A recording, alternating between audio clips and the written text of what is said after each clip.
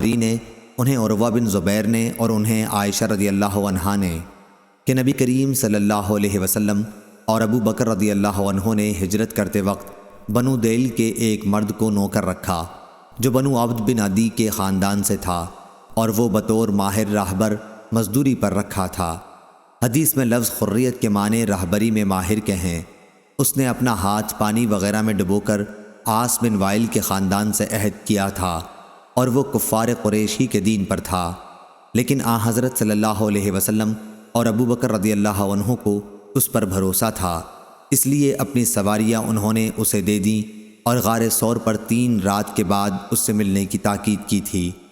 وہ شخص 3 راتوں کے گزرتے ہی صبح کو دونوں حضرات کی سواریاں لے کر وہاں حاضر ہو گیا۔ اس کے بعد یہ حضرات وہاں سے عامر بن فہیرہ اور اس دیلی راہبر کو ساتھ لے کر چلے۔ یہ شخص ساحل کے کنارے سے آپ صلی اللہ علیہ وسلم کو لے کر چلا تھا۔